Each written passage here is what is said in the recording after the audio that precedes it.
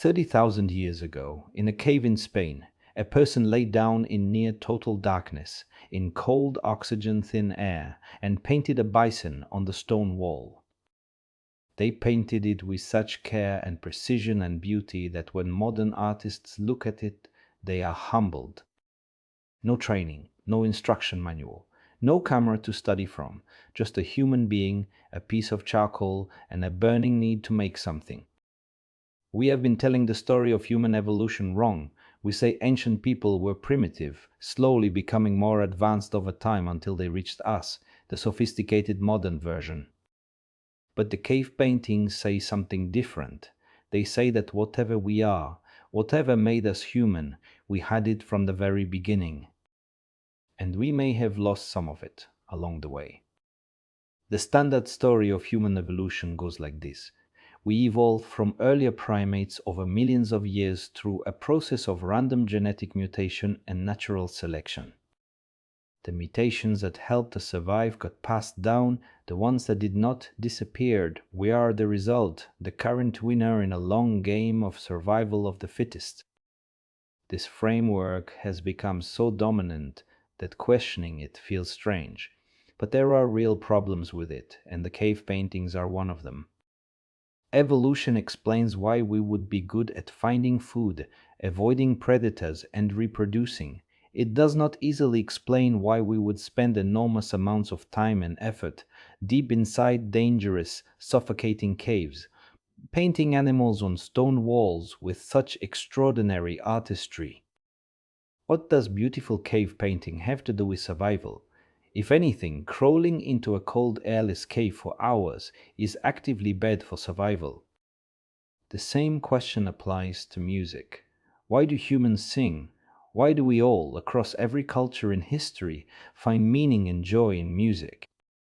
Monkeys don't do this. Our immediate evolutionary ancestors, as far as we know, did not do this. But every human culture, without exception, has music and art and storytelling. Evolution says we are just a kind of smart monkey. But smart monkeys do not paint the Sistine Chapel. They do not compose symphonies. They do not sail into an empty ocean for months looking for islands they cannot see yet. And they do not, tens of thousands of years before they invent writing, develop a symbolic language and use it to tell complex stories about the cycle of life and death on cave walls. So what were those cave people actually doing? The paintings are not random. They are deliberate, carefully composed, and strikingly consistent across thousands of miles and thousands of years of separate development. Lions, bison, horses, mammoths, the animals that govern survival. But also shamanic figures, human forms that seem to be transforming into animals, half human, half beast.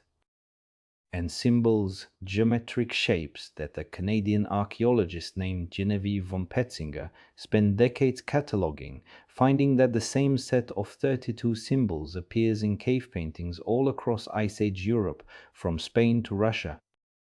The same symbols appearing independently across thousands of years. That is not random cultural noise, that is language, or at least the precursor to language, a shared visual vocabulary for talking about the things that mattered most. Why were the paintings in the deepest, least accessible parts of the caves? Because for these people, caves were portals. The material world and the spirit world were not separate. They existed simultaneously, layered on top of each other. A cave was a place where the two worlds touched, where the stone became thin, where the spirits of the animals could be summoned back after being hunted and killed. When you killed a bison, you owed it something. You had taken its life to sustain your own. The painting was the repayment, a commemoration, a ritual of thanks, a way of calling the animal's spirit back so the cycle could continue. The same reason we build war memorials today, the same instinct to honor those whose sacrifice made our lives possible. The lack of oxygen deep in those caves made it feel even more real. In that state, dizzy, at the edge of consciousness, half in and half out, the spiritual experience would feel genuine. You were not performing a ritual, you were in it. How were they made? They mixed red ochre for pigment, charcoal for black, applied them by hand or by blowing through a tube. What were they painting? The story of life, the cycle of death and renewal, the way predator and prey are bound together, the spiritual forces that animate the world. And why were they in the caves? Because the cave was a sacred threshold, a womb, a place where the divine and the physical were close enough to touch. Here is where this challenges everything we assume about ancient versus modern intelligence. These people had the capacity to write. The symbols prove it. They had the cognitive ability to create a systematic notation system. They chose not to. Why? Because writing corrupts something. When you speak, when you sing, you are channeling something real and immediate and communal. Writing is a shadow of that fixed, frozen, impersonal. A written word cannot carry the breath of the person who thought it.